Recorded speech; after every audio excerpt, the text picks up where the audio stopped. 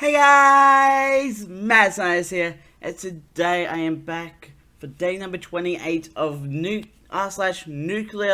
Revenge. We are actually really close to finishing off Nuclear Revenge. After this one, only got 2 more episodes to record. Then we'll be moving on to the next layer, which I think was... I forget what the next one is, but I do know I still have another 3 subreddits to go after this. Today I have 4 stories lined up. And it's quite a range of stuff as well. We're gonna start off with this one. I got back at my bully in a big way. Hello, I'm posting this on TRScientist first, but I was removed because they didn't think it was feasible. I'm on a phone, and I speak and write English fluently, but it's not my first language. I have posted some entitled parent stories, and in one of them I shared that an entitled mother spread some nasty rumors about me being a violent sociopath that actually managed to stick due to a prior incident. This is said prior incident. This happened 12 years ago, and some of the details have been lost to the ages. And some stuff might be exaggerated or embellished, as stories might get as they get told and retold for years. Now, with the necessary explanations out of the way, on with the story. Strap in. I tend to digress. This is likely going to be a long one.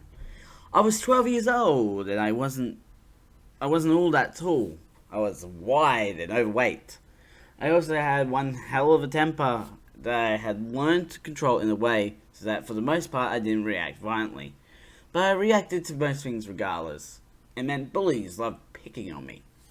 At this point, I had been bullied for years.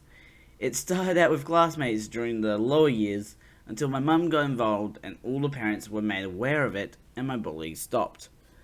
Then my first year in the middle grades, 4th to 6th grade, a guy 2 grades up saw me and immediately realised that I was a prime candidate for him getting to feel better about himself. He was as short as me and a complete geek. This guy started out using an old-timey insult for fat people. I had no clue he was trying to bully me. We had similar interests, so I actually thought he was trying to befriend me. This peeved him off a lot, and he went out of his way to make it clear that he was bullying me. It took a fair bit of time for me to actually catch on. After the years, he escalated. He grew in size. He got a following of friends, and they would almost every recess, every single day, to follow me and bully me. I had gone to the teachers multiple times. My mum and dad had contacted the principal multiple times. It didn't work. My bullies usually retaliated with getting extra intense and physical for a while every time, so I stopped doing it. Snitches get stitches, am I right? Now my dad was very tired of this happening again and again, so he took me aside and gave me a lesson about defending myself that I shared in my second entitled parent story. He basically gave me a rundown on self-defense, told me explicitly never to start a fight, but I was alright to fight back and to end it. That violence should always be my last choice. I took this to heart. This had been going on for 2 years by now. Mum had contacted the principal again. They were getting physical again. They had caught me and I tried to get away. They wouldn't let me. I was sick and tired of this, so I looked at him and I said, he better stop now or he would regret it. Bully and his posse, of course, laughs. They don't believe a little fatty could do so much. At this point, I am seething. I try to get out again, they push me back. And that's when I explode. I jump on the main bully. He might be bigger than me, but he's still a skinny geek. I get him on the floor and start wailing on his face. Then, when he tries to fight back and push me off, I bite his hand so hard I hear crunching. Oh, jeez. While his friends are frozen just staring at me. I also jumped on his chest. In the end, it took 3 teachers to pull me off. This kid had a broken nose, at least 2 broken ribs, a huge gash on his hand from my bite, which honestly could have killed him, germs and all. I was suspended, for a week, but escaped expulsion because these forkers had tormented me for years and the school had failed to stop them. According to what my dad told me, he had used that defense against the school and promised that if they expelled me, he would expose their failure to stop the bullying for years to the media and all the parents. So yeah, that's the story.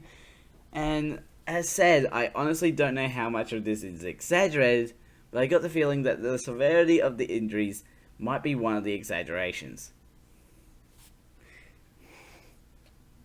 I am Danish. This happened in Denmark, not the US, Denmark. The Scandinavian country right above Germany. One of the happiest countries in the world. Are you talking about Denmark? Are you talking about Denmark or Germany in that moment?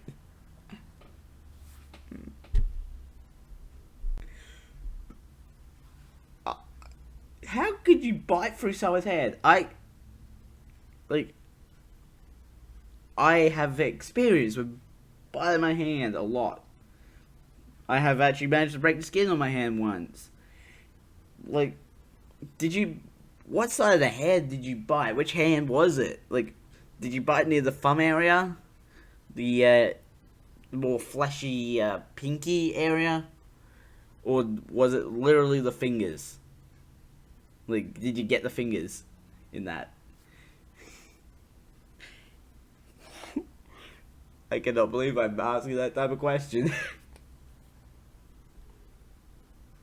Let's move on to the next one before I get questioned about why I bite myself. Don't fuck with... Don't fork with the fag. I am terrible. At least once every episode I say at least one swear word. I am an athletic gay guy and have always been. I was also born and raised in Texas, so you can imagine some of the goings on in my younger years when being homosexual was less accepted. This was a little over 10 years ago. Freshman year, I'm on the basketball team. I'm not good, not great, just average. The team also takes up a class period, and some days we have to study instead of practice. One of the kids on the team, M, would constantly give me short for being gay, calling me a faggot, a queer, and all of the usual slurs. I always being a pretty amenable guy and extremely slow to action, accepted his insults with open arms. Though I wasn't the star player, among people who knew me, I made sure my nickname was the Fag. I answered yes to every possible "does ass taste good?" or "do you have a body count?" Oh my god. Does ass taste good? That might be very racist, but it's yes, I have to do it with Texas in the story. I'd never let it show, but this constant disrespect towards me and other people, including teachers, really got to me. He would harass my friends, pick on the boys, catcall, and make lewd comments to the girls. He was the kind of kid who did a fake "yes sir" to a teacher who was getting onto him about something. That's when a little birdie told me his dad had died 3 years ago, and his mum was an alcoholic. Despite the fact that I now had this knowledge, I held on to it until I had my chance. And liked to shove people, but he never did me because I was pretty popular and matched him physically. Like I said, that didn't stop him from picking on people close to me. I started preparing for the fight I knew would come, working bags, learning footing, all the good stuff. After 3 months of preparation, I felt ready. He came upon me in the bathroom. Talked some smack, I don't remember. There were a few of his buddies. Perfect. Remember how I said his dad died? Okay, daddy issues. Can I call you that? Is not having one really considered a daddy issue? By the way, why are you so fixated on gay sex? Why do you ask so many questions? Do you want to try it? Or was the last thing your dad did to teach you how to suck cock? Admittedly, not the best as I type it out, but mean enough. This got him enraged. All the better. He charged at me through the narrow part of the bathroom. My back was to the wall and he was moving fast. I got out of the way and he harmlessly flung himself against the wall. Harmlessly for him and me. Well, not for long. He had to shift his weight. I, to his side, had already done so. It was a one-punch KO to the side of the jaw. This kid had never been in a real fight before. It only took me raising a middle finger at the three friends he had brought with him to make them reconsider their dedication to the mission at hand. Next, I kicked him in the face while he was down 4 times. My shoes were smeared with blood. I kicked him in the balls. Ow! Ah! A fair few times after that, spat on the back of his head, and walked away. I never talked to him again. I never cared how he was doing today, but I had seen his face, and it certainly wasn't one he had been born with. Naturally, word of the fight spread around, and I got into some big trouble. Suspension. But the motto, don't fork with the fag, spread around real quick. As far as I know, nobody ever did. Thanks for the platinum. Also, I'm loving the gay jokes and puns. Keep it up. I put something there on purpose. I never said I didn't regret my actions that day. I don't condone violence. I just think this story is fitting for r/NuclearRevenge. I love how it's just like this guy doesn't care about the fact that he openly gets called like gay terms. Like, he doesn't like it, but he's not against people like calling him that. I'm glad you took 3 months of preparation for fighting, like practicing your boxing stuff. You should have brought the mum into it as well. That would have made him even more mad. The time my dad abated in committing a murder. Warning: graphic content described. Read at your own discretion. This has recently come to my attention for a family gathering, but it happened over 20 years ago. I live in good old sunny Portugal. Hold on. Portugal again? That's the same story from last episode with the tow truck. In the Algarve, to be more precise. And in the summer time, we do what we do is best, which is spend entire days at the beach with our families. At the time, I was 16 and my brother was 4. And we had a friendly neighbor family, which was basically our second family. And they had 2 daughters named aged 12 and 6. Maria and Rita. Not real names, obviously. Now, we basically spend every single waking moment together, since we literally live a few meters from each other, and our parents were pretty much inseparable. We would spend our own time together, since my dad was a fisherman, still is, and the girl's dad was also a fisherman. Mothers would do what mothers do together and cook, gossip, and whatnot. I was only 1 year old when we literally moved to the neighborhood, and a few days later the other family moved in. And since we were literally the very first people to move to that neighborhood, it was a brand spanking new community with half the brand new houses for sale. My parents befriended them very quickly. 4 years later, their first daughter was born, and I suddenly had a very loud and very active playfriend as she grew up. Despite our age difference, we actually got along just fine, and over the years we grew closer and closer with our siblings being born. We were as brother and sister as they come. Like I said before, summer days were spent in the beach, and this is where it all began. One day, mid-afternoon, we were all on the beach playing as usual when they came to us and asked us if we had seen Rita, since she was nowhere to be found. We said we hadn't seen her, and the last time we saw her, she was playing with some children right next to our tower spot. Her dad was frantically looking for her, and my dad was looking worried too. The next hour was spent looking for Rita, while Maria was already crying because her sister was missing. My heart was pounding because this had never happened before, and they were both like my own sisters. And finally, after almost 19 minutes of searching, she had made her way towards us and said she was playing with a few kids behind some rocks in the distance. This particular beach we were at was amazing, and at high tide it was a swim paradise. But at low tide, all the huge rocks and boulders formed by the tides were visible and were awesome for some hide-and-seek opportunities. No second thought was given, and we all went home.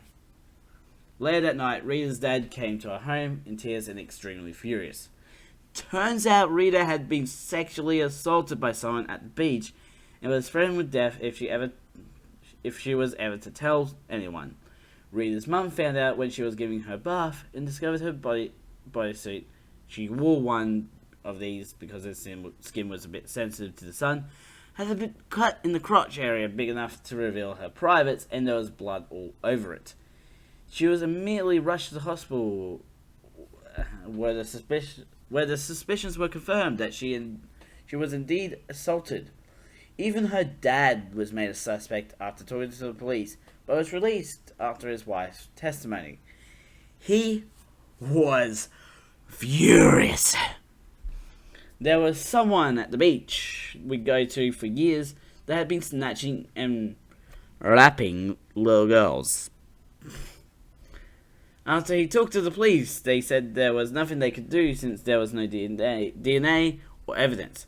Apparently, the sick fork used a condom, and that the best way they could do was send out a patrol to the beach, but the presence of uniformed officers would scare away the rapist. Days had passed, and the behavior of Rita changed immensely, and she started avoiding me and any other boys in the neighborhood. She would get extremely scared around adults, even to the point of peeing herself and crying uncontrollably. I didn't understand what was happening because during this whole ordeal, I was completely oblivious to what had happened to her. I only found out 20 years later. I knew something was wrong since I had overheard both our mums crying over it, but I didn't know what it was. So both our dads started plotting revenge and to end that pervert's reign of terror. One night, as they were talking to each other about what they could do about it, Maria had sneaked out of her room and overheard everything. She approached them and said, "Is this about the man that hurt Rita? I can help." They both stared at her and told her to go to bed and forget what she heard. Maria insisted and said that she wanted the man that hurt her sister to just disappear. The next weekend, the three of them went to the beach without the knowledge of the rest of us and started exacting the revenge. Maria acted as bait, and despite being 11, she was barely any taller than Rita, so she could pass as a 6 or 7-year-old, and as she played near the rocks, it was low tide. Both her dads watched her from afar like hawks. Sure enough, 15 minutes later, there was someone beckoning her from behind a rock, and as scared she was, she approached the person. Her dad saw this and ran towards her. What they saw sent shivers down their spines. In the small amount of time it took them to get there, Maria was already gagged, and her bikini bottoms were down her ankles, and the pervert was ready to... He had a knife in his hand, which both her dads promptly took from him. They said that he tried to make some excuse about how he found her like that, and he was going to help her, but those were literally his last words. Over the course of what they said felt like hours, but was less than 5 minutes. They proceeded to beat the short out of him, gagged him, stabbed him in his junk, Again with the balls! No! Bashed his head against rocks over and over and over again until he was still. Then Rita's dad dealt the final blow and stabbed him in the throat, leaving him there as he gurgled his last breath. They left the beach and Maria was shaking. Having always experienced an assault like her sister, she started sobbing and crying in the car, but her dad managed to calm her down and assure her that her sister had been avenged. She didn't understand what had happened, but she was calm when they got home. She was made to promise never to tell a soul, and this was their secret until now. 2 days later, the news of the body of a known sex offender had been on the run was discovered next to a beach in Spain, and there were no suspects since he was badly decomposed. Apparently, the high tide came soon after and took him away, which was a blessing to our dads. The ocean just abating you in your murder. Rita still has nightmares to this day, but has had the fortune of marrying a beautiful man that helps and supports her, and Maria carried the secret up to this day when she shared the story along with our dads. We were shocked, and my mum was furious at my dad because he could have been arrested and our family torn apart. Rita's mum started crying and begging her husband to tell her he was lying and that she couldn't believe her husband was a murderer. Maria intervened and said she was as much an accomplice as our dads. Rita was not present as she was in the hospital delivering her first baby, and we all agreed to never to tell her anything. I hope Maria does not read this story because, literally, both the dads just committed a murder and the ocean just took away the body, removed all evidence for them, which is just brilliant. But seriously, stabbing the guy in the balls, ow! First, we're kicking the balls, now stabbing the balls. What's gonna be next? Last story. Scumbag does $2,000 of damage to my car and steals my best friend's motorcycle while recovering from dental surgery. Gets whole life destroyed for years. This happened several years ago. TLDR at the bottom. But first, let's meet the cast. There's me, best friend, and of course the star of the show, Scumbag. First, a little bit of background. There was this homeless, he wasn't truly homeless, scumbag who I was sheltering in my house while he looked for a place to stay. I wanted to help him out and help him back on his feet. He had been problematic for a while. He was crabbing in the trash can, peeing in soda bottles everywhere, and lying to everyone all the time. He wasn't even good at lying. He was one of those pathological liars who can't tell the truth to save their life. And when he got a BB gun, he shot out my neighbor's window. This will become relevant at the end. The list of sketchy stuff Scumbag did could go on for days, but that's not what I'm writing this about. Though it certainly does factor into the revenge. Now onto the main event. While one of my buddies needed a ride to the train station and I was too tired to drive, so I let him take my car and drive him to the train station. When he came back, my front bumper was on the ground and he duct taped it back on. Claimed he was T-boned at an intersection and injured his leg. We went to the hospital, faked his injury, and came back with crutches so I'd buy it. When I asked the police in the town he said it happened in, whom he said he filed a report with, they told me no such event had been reported and they had no clue what I was talking about. I later found out through my buddy who was in the car with him that he was doing donuts in the parking lot and hit a tree. So shame on me for letting someone drive my car. I know it was a very stupid decision on my part. The cost of repairing my car came out to be $2,000, I couldn't get insurance to cover it, so the repairs came out of my pocket.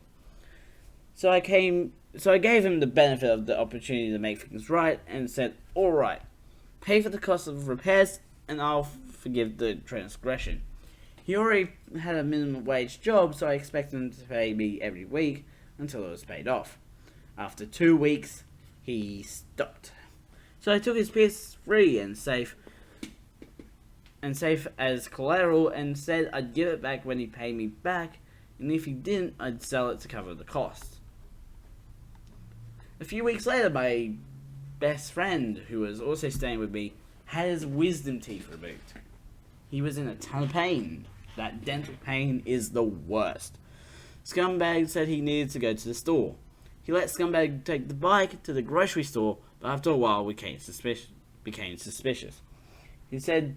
He called saying the bike wouldn't start. I drove over to the store he said he was at, and the motorcycle were nowhere to be found. The store was 10 minutes away. We called him and said bring it back now or else we'll report it stolen. When he came back that evening with a girl and he made up a BS excuse as to why the motorcycle had 130 bars on the odometer. The way he told it made it clear he had no clue how mechanical odometers work. They don't glitch and jump ahead for 130 miles, like he said it did. My best friend would know. He's constantly pulling his bike apart and making repairs and modifications to it. I grilled him about the fact that he was never where he said he was. We deduced that he had rode his bike to his hometown to pick up his girlfriend and lied about everything. That was the last straw that broke the camel's back, and a very bad mistake. My best friend and I were trembling with rage when we threw him and his girl out to the front door to the curb. This is where the nuclear revenge begins. The scumbag was dumb enough to leave all of his passwords saved on the laptop we loaned him while he was with us. We got his email and changed the password. Once you got someone's email, you got everything else by default. We got his social media accounts and financial accounts and reset their passwords too. It was hysterical seeing the flurry of password reset emails coming in. He knew we had him in the bag and was frantically trying to salvage his situation. He had opened a bank account at the local bank to deposit his checks from his local cashier job while he was in the area. We emptied the whole thing for a total of $2,500. Imagine my shock. I kept the $2,000 for my car and gave the remaining $500 to best friend for his troubles and having my back. We then sold his PS3 on Craigslist and split that 50-50. We eventually opened his safe and it was full of random papers and earbuds of no value. But it did have his debit card and one of the papers had his PIN on it, which is how he emptied his bank account. In addition to that, while he was on his way out, I go to the store he was working at and tell his boss he won't be showing up this afternoon and consider him to be quit. I explained why. The manager was cool about it, but told me he couldn't take my word for it. In any event, he was never seen at that establishment again. So sooner or later, that manager was going to have to take my word for it. But we're not done yet. We still have a social life to destroy. We hijack his Facebook and make all of his friends hate him. We make posts about the shorty stuff he did. We make posts about him eating his poop. We make posts explaining his love for all manner of debauchery and degeneracy. We start petty fights with his friends list in the DMs. We go onto their walls and say snarky, nasty short. We turned everyone against him, and in the process of destroying his social life, a bunch of girls he abused and who lurked on his page came out of the woodwork, praising us for taking him down a peg. It had been years and he still didn't have a social media presence. A few weeks go by and we get a package in the mail from him. Turns out he wasn't homeless and completely out of options like he said. Big surprise. I know.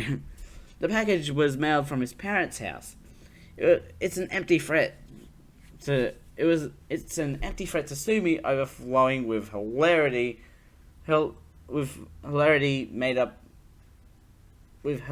made up lies and pages of screenshots of what we did to his social media. Me and his best friend are laughing our asses off reading it. He said he left town because the bills were too much. He never did sue us, and we even taunted his bluff with our new Facebook account. The reason why he thought this would fly is the neighbor threatened to sue us over the window he broke, and we paid for a replacement window. So he thought that the mere threat of a lawsuit would be enough to put an end to the revenge. I still have his lawsuit letter because I like to read it for a good chuckle every now and then. I'm thinking of framing it on the wall as a trophy. Last I heard, he's completely destitute and has zero friends now that everyone knows how much of a terrible person he is. Even his parents got sick of his manipulative behavior. His girlfriend didn't take long to wise up and apologize to us. So what's the real lesson of the story? Protect the ever-loving crab out of your email, because that's all anyone needs to gain access to everything else you do and completely ruin you. Also, don't save your passwords on the computers of the people you're screwing over. TLDR, scumbag I was doing a massive favor for, does 2,000 damage to my car, refuses to pay, steals best friend's bike, we destroy his life in retaliation, and he threatens to sue me, and then never sues me. 10 years later, and his life is still a ruin, and no one wants anything to do with him. Yes, I'm fucking well aware that what we did to this guy was illegal. Statute of limitations has long since expired, so he can't be prosecuted for it. How long is the statute of limitations on doing illegal things? Like with murder, there's no statute of limitation. But here is a statute of limitation.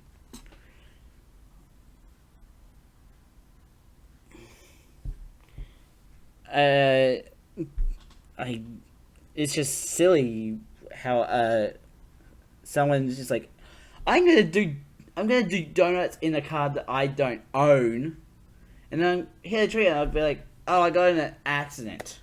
Like, I feel like if you were going to be T-boned, you gotta go, like, if you want to fake a T-boning with a car, like, if it's just the front bumper, you need to have the side of the car smashed in as well.